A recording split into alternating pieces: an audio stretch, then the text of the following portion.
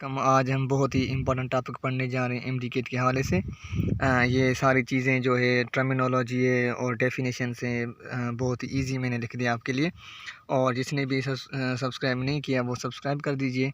और इस टॉपिक को समझने के लिए आप देखेंगे तो आपका हर चीज़ इसमें क्लियर हो जाएगा एमडीकेट के हवाले से। तो चलिए स्टार्ट करते हैं। चैप्टर रिप्रोडक्शन है और टॉपिक हमारा कौन से मेल रिप्रोडक्टिव सिस्टम जो एमडीकेट के में सिलेबस में भी है हमारे पास। ये मैं आपको बताता चलूँगा। सबसे पहले चलते हैं टेस्टिस क्या है। टेस्टिस ये क्या है, ओवल सॉलिड होते हैं। इनका जो काम है produce sperms and sex hormones called testosterone. ये स्पर्म को पैदा करते हैं और जो सेक्स हार्मोन है जैसे टेस्टोस्टेरोन हार्मोन है उनको पैदा करते हैं। Study of sperms is called spermatology. अब जो स्क्रोटम है, स्क्रोटम का मतलब है कि ये पाउचेज है या कवरिंग ऑफ टेस्टिस है जो अपर साइड में होती है, इनकी अराउंड होती है। स्क्रोटम क्या है, pouches of testis which keep the testis cooler at temperature 1 to 1.5 centigrade. ये पाउचेज ऑफ टेस्टिस हैं और ये जो है टेस्टिस को कूल रखती हैं टेम्परेचर पे 1 से लेकर 1.5 सेंटीग्रेड पे। ये एंटीटेस्ट की पॉइंट है। दूसरा जो हमारे पास वाला है सेमिनिफरस ट्यूब्यूल्स। ये क्या है, टाइटली कोलाइड होती हैं, produce haploid sperms by meiosis. ये क्या है, टाइटली कोलाइड होती हैं और हैप्लॉइड स्पर्म को पैदा करती हैं बाय मियासिस। मियासिस जो reduction cell division, it is a special type of cell division in which number of chromosomes are reduced to half. तो about 500 seminiferous tubules which produce about 30 million sperms every day. तकरीबन 500 seminiferous tubules होती हैं जो पैदा करती हैं तकरीबन 30 million sperms हर रोज़ाना। ये पॉइंट आपको याद रखनी है। ये इंटेलिजेंस सवाल आ सकता है कि स्पर्म प्रोडक्शन कौन सी ट्यूब्यूल्स करती हैं, तो यहाँ पे ये सवाल होगा सेमिनिफरस ट्यूब्यूल्स। ठीक है। सर्टोरी सेल्स होते हैं, ये क्या करते हैं, provide support and nutrients to sperm. ये क्या करती हैं, सपोर्ट प्रोवाइड करती है और न्यूट्रिशन स्पर्म्स को देती हैं। जैसे आपने सुना होगा प्लांट की स्टडी करते हैं सीड की, तो सीड में एंडोस्पर्म वहाँ पे न्यूट्रिएंट्स प्रोवाइड करता है। तो यहाँ पे सर्टोरी सेल्स जो है एनिमल्स में, ह्यूमन में स्पर्म को न्यूट्रिएंट्स प्रोवाइड करता है।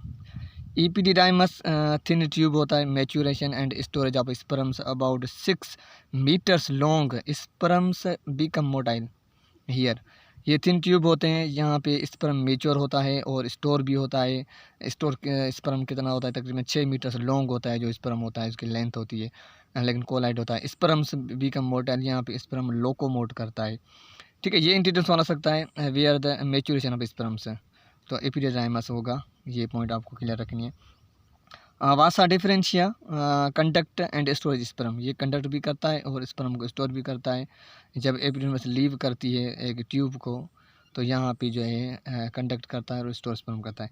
सेमिनल वेसिकल्स क्या है, contribute fluid to the semen. ये फ्लूइड जो है कंट्रीब्यूट करती है सीमन को जो स्पर्म से निकलती है। प्रोस्टेट ग्लैंड रिड्यूस एसिडिटी, जो भी स्पर्म में एसिडिटी आती है तो उनको रिड्यूस करता है प्रोस्टेट ग्लैंड। ये पॉइंट आपको याद रखनी है, इंटीजर्स की पॉइंट है। Cowper's gland make slippery to duct, ये डक्ट को स्लिपरी रखते हैं।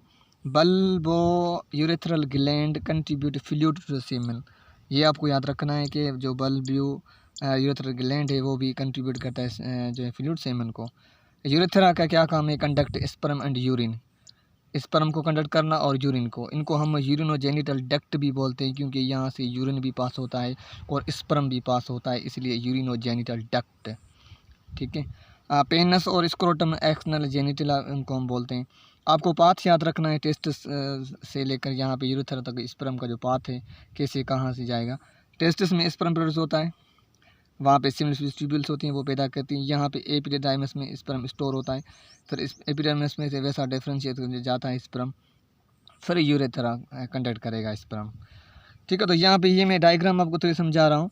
ये हमारे डायग्राम को समझने के लिए आपको ये याद रखना है कि ये हार्मोनल कंट्रोल ऑफ टेस्टिस है, इन पे नेगेटिव फीडबैक सिस्टम जो है ये कंट्रोल करता है। ये पॉइंट आपको याद रखनी है, नेगेटिव फीडबैक सिस्टम इन पे कंट्रोल करता है। मैं आपको समझाता हूँ। Hypothalamus gonadotropic releasing hormone, hypothalamus connect link between nervous system and endocrine system. Hypothalamus releasing और इनहिबिटिंग हार्मोन, ये दोनों काम करता है।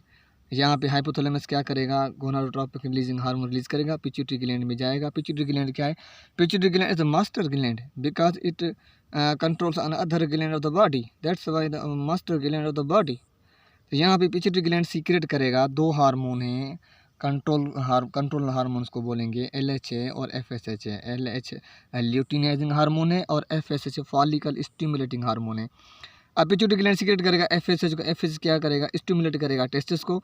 टेस्टिस क्या बनाएंगे, स्पर्म बनाएंगे। कौन सी ट्यूबल्स के ज़रिए, सेमिनिफरस ट्यूबल्स के ज़रिए। पिट्यूटरी ग्लैंड सीक्रेट करेगा LH को। LH स्टिमुलेट करेगा टेस्टिस को। टेस्टिस क्या बनाएंगे, टेस्टोस्टेरोन हार्मोन बनाएंगे। कौन से सेल के ज़रिए, इंटरस्टिशियल सेल। ये पॉइंट आपको याद रखेंगे, बहुत ही इंपॉर्टेंट पॉइंट है। FSH स्पर्म को बनाता है, LH टेस्टोस्टेरोन को बनाता है। बहुत ही क्लियर टॉपिक है आपके सामने, बहुत ही आसान सा और सिंपल सा टॉपिक है।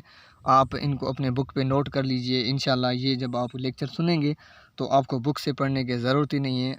अब जो मेरा नेक्स्ट लेक्चर है अभी होगा वो फीमेल रिप्रोडक्टिव साइकिल पे होगा या फीमेल रिप्रोडक्टिव सिस्टम पे होगा। ये पॉइंट आपको ये मैं क्लियर करता चलूँ। जिसने भी सब्सक्राइब नहीं किया वो सब्सक्राइब कर दीजिए। इंशाल्लाह अगले लेक्चर में फिर हाज़िर हो जाएंगे इंशाल्लाह। अल्लाह हाफिज़, थैंक यू।